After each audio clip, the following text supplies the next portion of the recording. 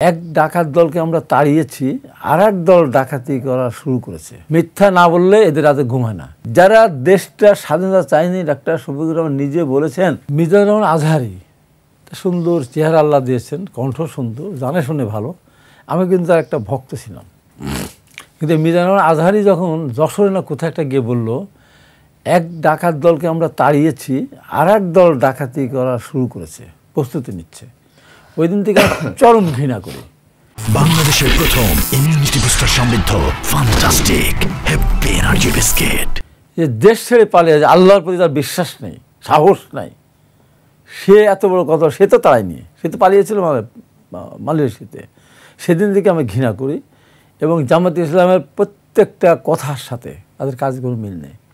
এখন মিথ্যা হলে এদের সম্বল, মিথ্যা না বললে এদের রাতে ঘুম হয় না। এদের প্রত্যেকে ওরা মিথ্যা কথা বলে এবং ইসলামের সাথে এদের কোনো সম্পর্ক নেই। দেখেন, একটা দলের নেতা ডাক্তার শফিকুর রহমান জাসদের কর্মী ছিল, ওনার নাম এসে মৌলানা ডাক্তার শফিকুর রহমান লেখা নাই। আরেকজন গোলাম পরোয়ার, ওনার নামের সাথে কিন্তু আপনার যে মুফতি মুফতি পরোয়ার এটা লেখা নেই। আরেকজন নেতা হলো আবদুল্লাহ মোহাম্মদ তাহের, তার নামের শেষে কিন্তু হাফেজ মৌলানা আবদুল্লাহ মোহাম্মদ তাহের আছে। তো একটা ইসলামিক দল করবেন এবং তার চেয়ে বড় এদের মুনাফিকিটা সব বড়। আবুল আল্লাহ মওদুদির 9টা বাচ্চা, 9টা ছেলে সন্তান, একটা ছেলেও মাদ্রাসা পড়েনি, একজনও তো আমার শিবির করে নেই। নিজামী সাহেবের সন্তান, শুধু জামাত মাদ্রাসা পড়া না, জামাতের রাজনীতির সঙ্গে কোনোভাবে বললাম, জামাতের রাজনীতির সম্পর্কিত না। নিজামী সাহেবের সন্তানরা, তারা কেউ কোনদিন আপনার মাদ্রাসা পড়েনি। গোলাম বাজারের সন্তানরা, তারা মাদ্রাসা পড়েনি। আমার মুজাহিদ সাহেবের ছেলেরা, তারা মাদ্রাসা পড়েনি। তো তারা নিজেরাও আলেম না, তাদের সন্তানদেরও মাদ্রাসা পড়ে না, অথচ ইসলামিক শাসন কায়েম করার কথা বলে। এখন বলুক, আমি একটা চ্যালেঞ্জের বলতে হবে তাদেরকে, তাদের ভোট আল্লাহ নাকি বা দাড়িপাল্লাকে জিতানোর দায়িত্ব নিয়েছে, আল্লাহ পাক দায়িত্ব নিয়েছে। দাড়িপাল্লায় ভোট দিলে বেহেশতে যাওয়া যাবে, আর ধানের শীষে ভোট দিলে জান্নাত পাওয়া যাবে না। তো এই যে এক সময় যা বেহেশতের টিকিট বিক্রি করতেছে, বলে বাংলাদেশ হবে জান্নাতের টিকিট বিক্রির হলো মার্কেট। তো এই যে ভণ্ড প্রতারকেরা তো এই ধরনের কথাই বলছে, বিএনপিকে বলছে, তারা তো ব্যাংক লুট করছে। তারা ইসলাম ব্যাংক তো তাদের না, সৌদি আরব সব মিলে শেয়ার আছে, কতগুলি ব্যাংক লুট করছে। এবং অনেক জায়গায় যেখানে সুযোগ পাচ্ছে সেখানে আপনার মার্কেট দখল করতেছে, দেখতেছে, পেপারে তো পত্রিকা আসতেছে, তারা আমাদের বিরুদ্ধে নির্দেশ করে।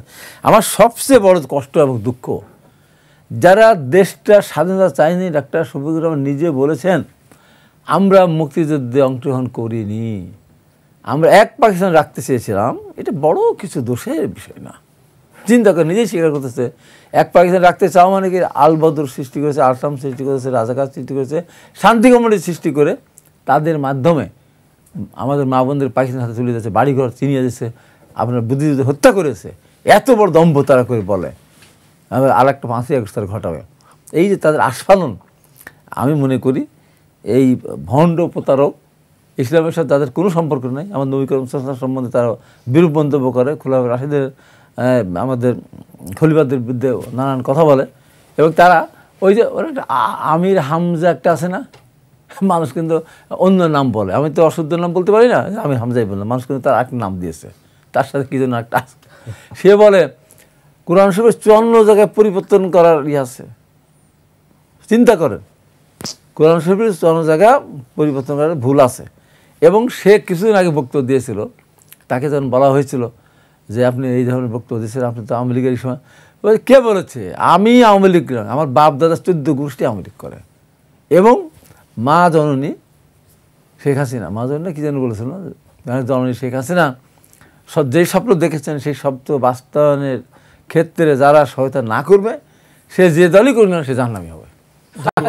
আজকে নতুন করে বলা শুরু করেছে যে শেখ হাসিনা ছিল পৃথিবীর সবচেয়ে বড় নমরুদ, ফেরাউনের সাথে তুলনা করতেছে। এই জন্য বলি তাদের হুঙ্কার। শেষ কথা আমি বলি, বিএনপি ষড়যন্ত্র রাজনীতি করে না, রাজনীতি করা বিশ্বাস করে না। মানুষ সম্মান দিলে সম্মান কেড়ে দিতে পারে না। দেখেন, ম্যাডাম খালেদা জিয়াকে কুয়েতের আমির দিল, বিশ্বের সবচেয়ে সর্বাধুনিক কয়েকটা এয়ার অ্যাম্বুলেন্সের মধ্যে ওটা একটা, বিনা ভাড়ায় বিনাইতে পাঠালেন। তারপরে কি করলেন? তারপরে আপনি হিথ্রো বিমানবন্দরে, উনি তো এমপি মন্ত্রী না, ভিভিআইপি ট্রিটমেন্ট দিলেন, সম্মান দিলেন। এটা এটা এটা এমনি হয় না, জি। মহান আল্লাহ পাকের ইচ্ছা না হলে হয় না।